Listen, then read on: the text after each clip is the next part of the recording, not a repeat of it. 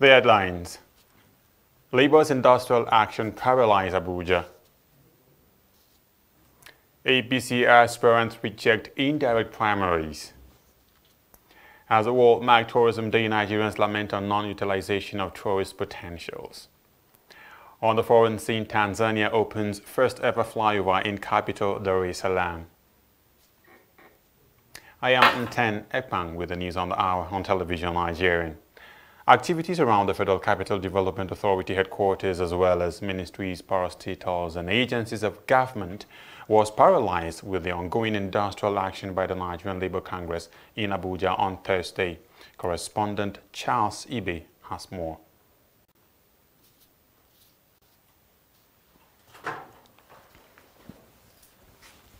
Its plans Listen up, guys. On Thursday, administrative activities in ministries, parastatals and agencies of government in Abuja, the nation's capital, was grounded as workers were barred from entering into their office premises by union members. We have gotten a directive from the TUC president and NLC president that we should lock down the whole of Nigeria. And we are in charge of FCT. We have decided to comply. The strike action was necessitated by federal government's refusal to reconvene the meeting of the Tripartite National Minimum Wage Committee to enable it conclude its work on labor's demand of a new minimum wage of 45,000 from the current national minimum wage of 18,000. The money being demanded for is not an increment to our salary. We are saying that what has happened almost 3 years ago, when fuel was increased from 97 to 145, as the case may be, the equivalent of the rise in prices of commodity is what we are asking for.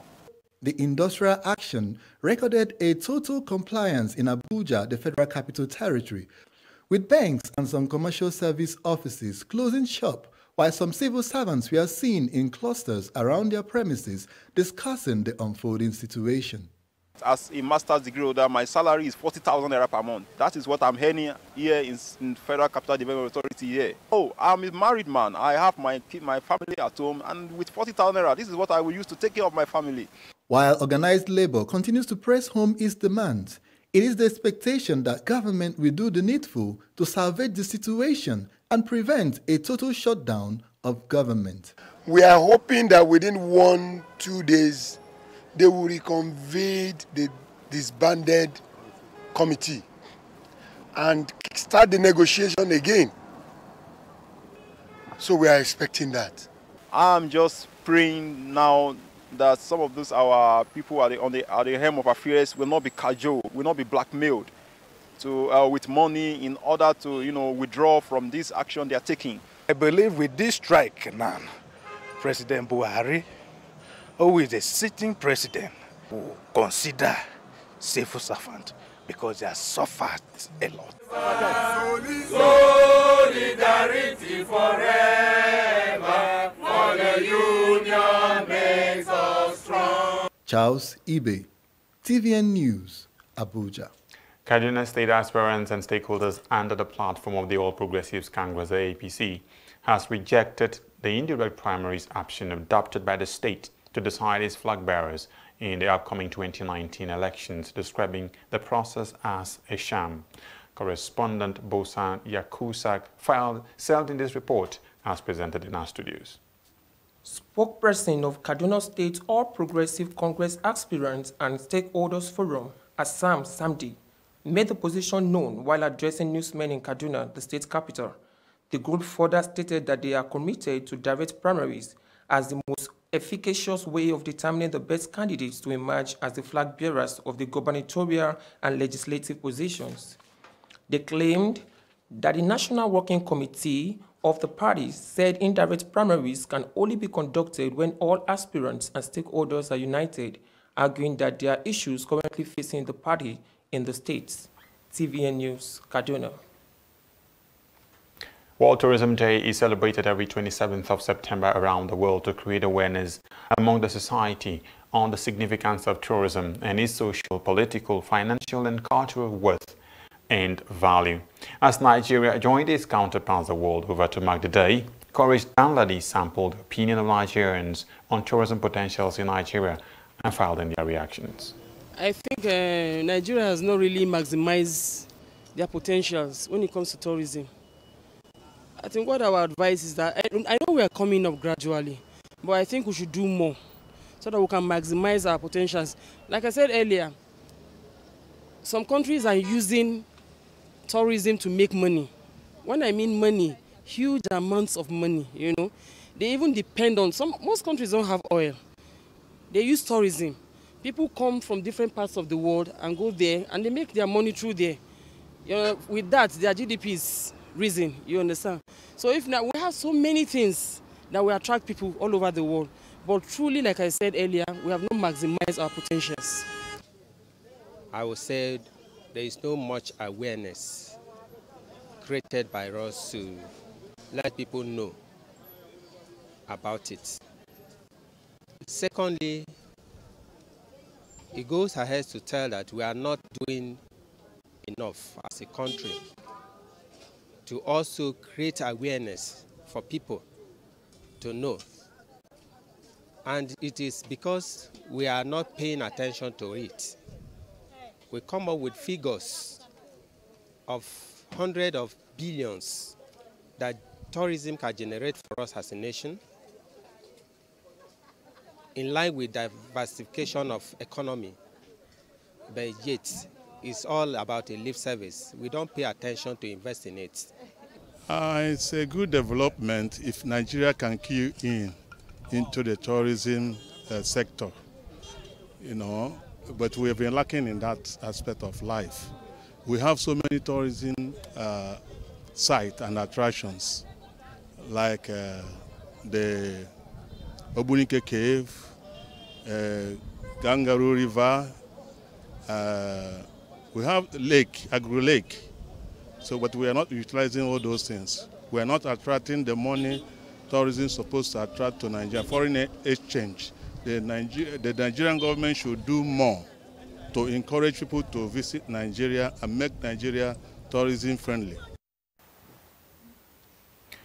When we come back, interest group protests Yahaya Bello's interest in APC Kogi East senatorial seat. Don't go away. Welcome to Living Treasures Academy. Enjoy a conducive and serene learning environment. Qualified and experienced teachers. Equipped computer laboratory and library. Secured atmosphere. Extracurricular activities. An all-embracing curriculum for total development of the child. Comprehensive education for leadership. Join us today from crèche to secondary levels.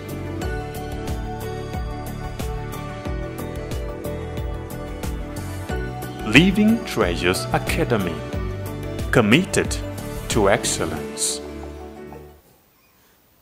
Welcome back, and on the rest of the news. An interest group by name Concerned Kogi APC Rebirth staged a peaceful protest to the headquarters of the All Progressives Congress in Abuja, appealing for the intervention of the leadership of the party over the activities of Governor Yahaya Bello and his cronies. Sandra Guana completes the report.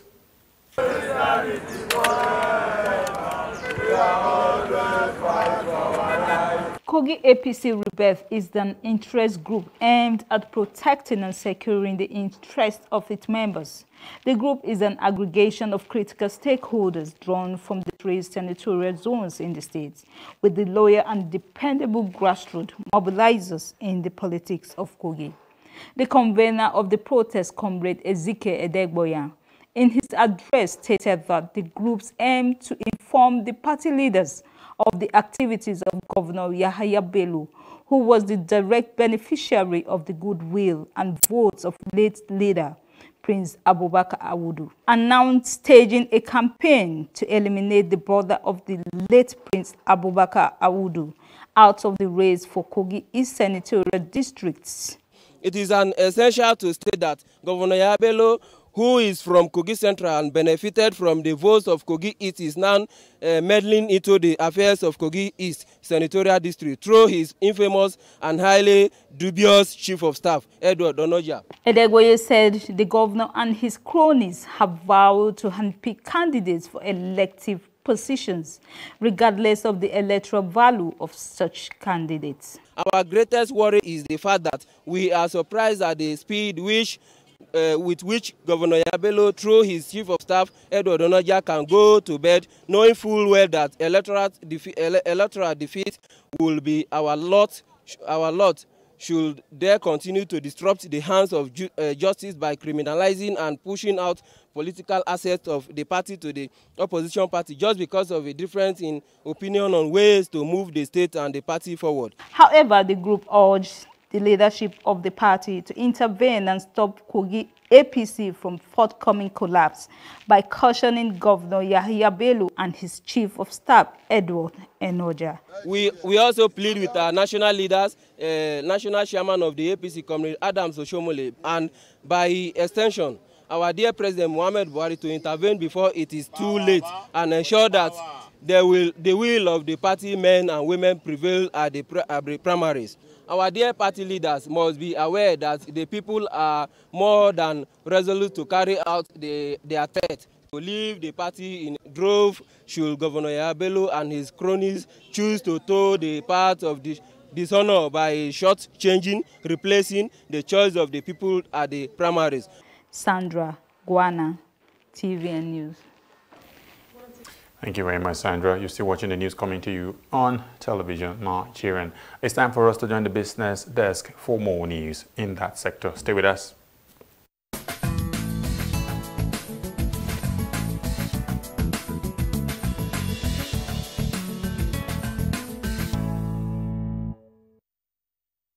Welcome to Business News. I am Chichi Osisiogo.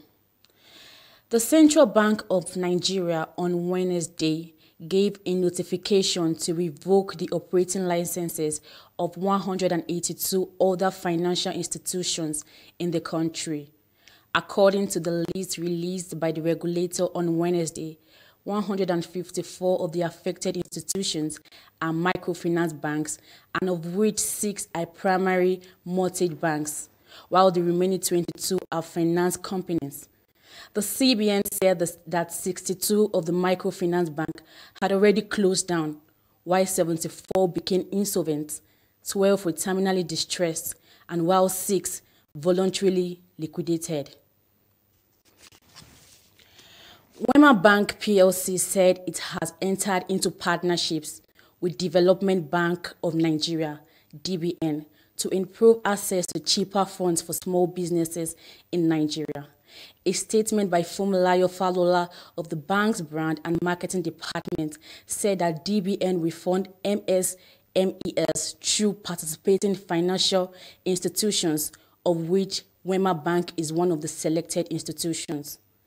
General Managing Director of Wema Bank, Segun Oluketuyi, said the micro, small and medium enterprises and businesses in all segments can access up to 153 million naira and 610 million naira respectively from the bank. The bank noted it has prioritized support for smaller businesses and has started disbursing loans to both new and existing MSMEs customers and expanding into new markets via traditional means that require substantial capital outlay, which smaller businesses lack. The head Small and Medium Business Marketing, Google SU Sahara Africa, Nivani Govida, has urged advertising agencies to adopt current trends that will shape digital landscape in the country. Govida made the plea at the unveiling of the Google Partner in Lagos on Wednesday. According to her, the Google Partner Programmer will help to bring businesses online and thereby strengthening the digital ecosystem, also stating that agencies are important stakeholders that Google is collaborating with. Govida further said there is need for them to understand the challenges they face and shape their businesses to tend towards the technology revolution that is being experienced on a daily basis, while listing some trends to guide them at the bottom line, which by extension diversifying revenue streams, reposition solution, and having a clear value proposition. The organized labor in Kogi has directed workers in the private and public sector to embark on a 7-day strike with effect from September 27. The directive was contained in a statement issued on Wednesday in Lokoja by the state chapter of the Nigerian Labour Congress, Trade Union Congress, and the Joint Public Service Negotiating Council.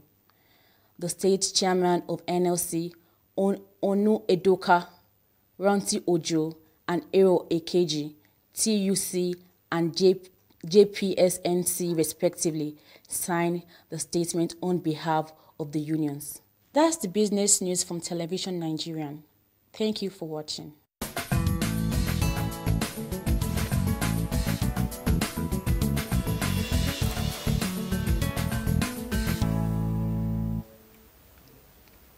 And that was the business news. And moving ahead now on the news, Super Eagles coach Gernot Rohr has rejected the choice of Ahmadu Bello Stadium for Super Eagles Libya and AFCON qualifiers holding on the 12th of October. For more on these and other stories, let's join Emmanuel on the sports desk.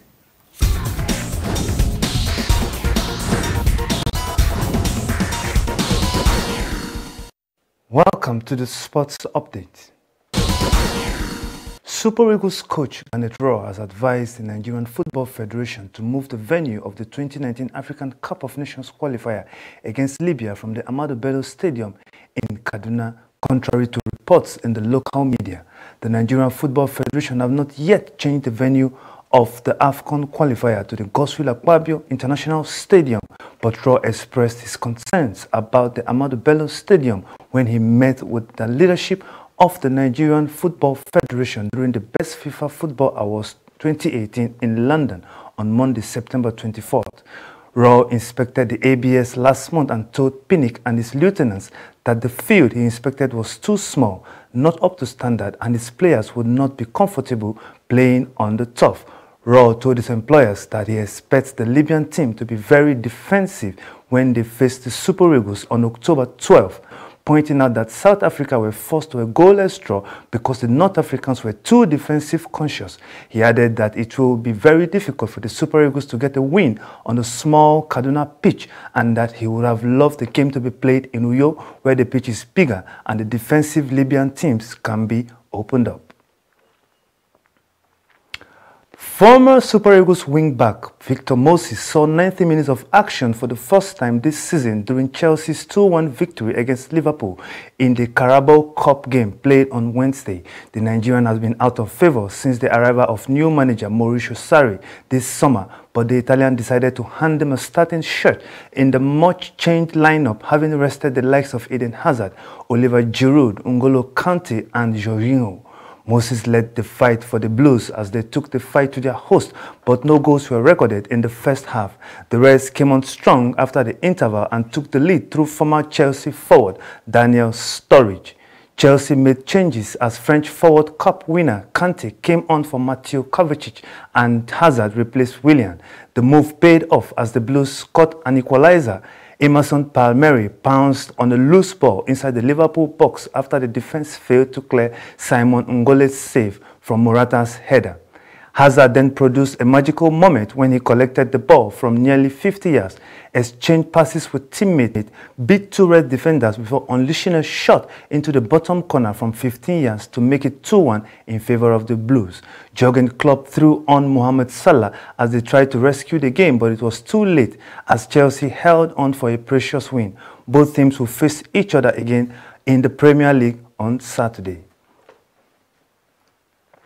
Jose Mourinho denied any falling out with Paul Pogba after stripping him of Manchester United's vice-captaincy, but footage has emerged of a tense-looking discussion between the pair at training on Wednesday morning. Pogba was rested by Mourinho for the shock Carabao Cup third-round exit against champions outfit Derby on Tuesday night and watched from the stands as United went down 8-7 on penalties after a 2-2 draw at Old Trafford. Afterwards, Mourinho confirmed that Pogba was no longer a United vice-captain. Although he denied falling out with the World Cup winning French midfielder, the 25-year-old shook hands with coach Michael Carrick, another United employee, before looking taken aback by something Mourinho said.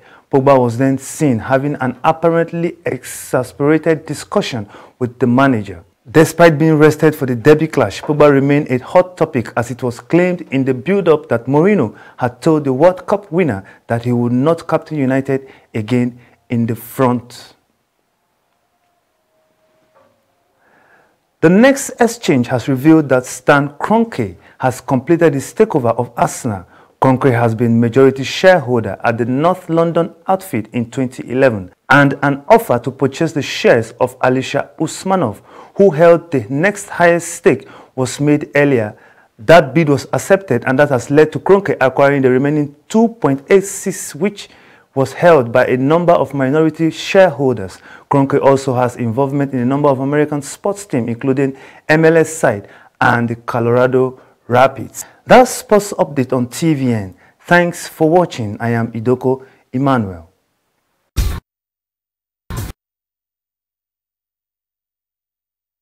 Hi, I am Prince David Adetunji Ade, known as the I am a lawyer and energy specialist, and I am also running for the House of Representatives for Amak Buhari Federal Constituency under Young Progressive Party YPP.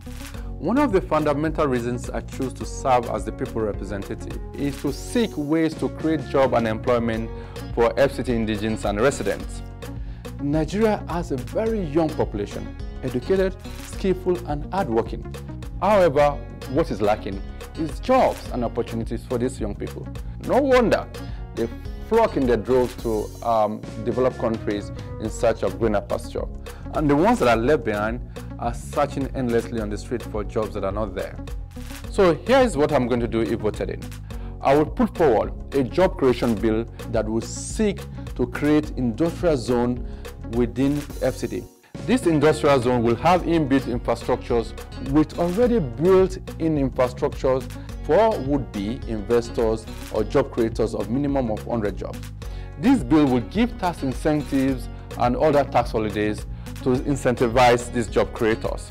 We would set up cooperative community banks within the community that would give small startup loans for small businesses as non-securitized or collateralized at very small interest rate. So you see, election matters and your vote count.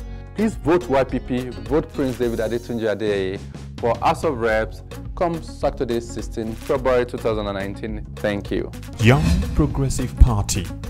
Service to the people.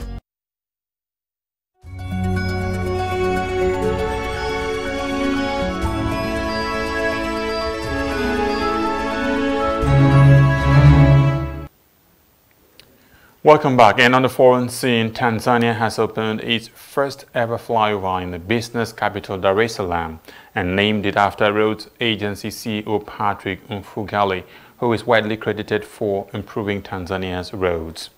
The $45 million flyover has been built at the Tazara intersection, which is a notorious point for gridlocks and connects traffic to the central business district, airports, and the ports.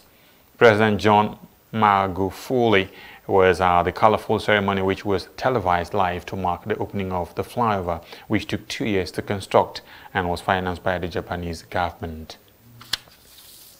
And to end the news, a recap of the major stories. Labour's industrial action paralyzed Abuja. Aspirants reject indirect primaries. And as the world marks Tourism Day, Nigerians lament non-utilization of tourist potentials. On the foreign scene, Tanzania opens first ever flyover in the capital, Dar es Salaam.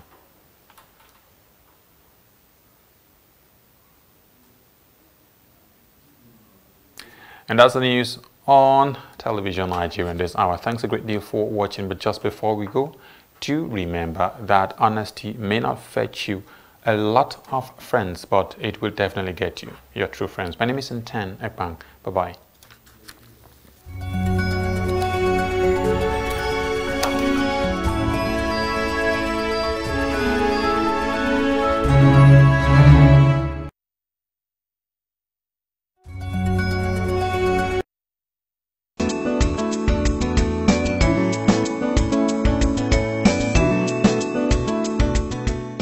Welcome to the Weather Center.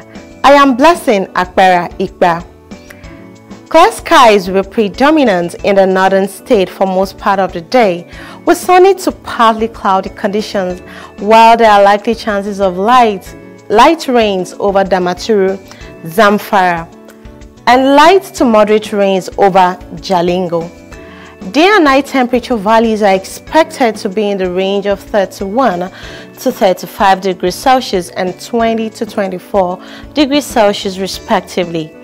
Partly cloudy conditions will also be prevalent in the central state in areas around Abuja, Lafia, Yelwa, Mina, Ilorin, and Makadi, with chances of moderate rain showers over Makadi, Jos, while other places in the region are expected to be partly cloudy to cloudy.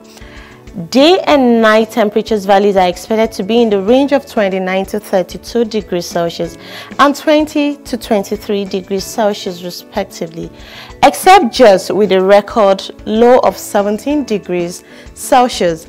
In the southern states, light rain showers will be predominant in the coastal city of Port Harcourt, Calabar, and Yenagoa, while localized rains are expected to prevail over Lagos, Oka, Ekiti, Umuahia, Asaba, and Obudu, while partly cloudy conditions will be prevalent over Enugu and Akure. The day and nighttime temperatures are expected to be in the range of 26 to 36 degrees Celsius and 20 to 24 degrees Celsius respectively. Elsewhere across the world, France will be partly cloudy with a high of 26 degrees and a low of 12 degrees Celsius, as well as London with a high of 16 degrees and a low of 5 degrees. Moderate rains will prevail over New York with a daytime temperature at a high of 18 degrees and a low of 15 degrees, while cloudy conditions will hold sway over Berlin, with temperatures expected at 15 degrees to 9 degrees Celsius. Southern Africa will be predominantly sunny with maximum temperatures expected at 27 degrees with a low of 14 degrees, while China will experience moderate rain showers with temperatures at a high of 27 degrees and a low of 20 degrees Celsius. That's the weather forecast for Friday, the 28th of September. Thanks for watching. I am Blessing Akbera Ikba. Bye for now.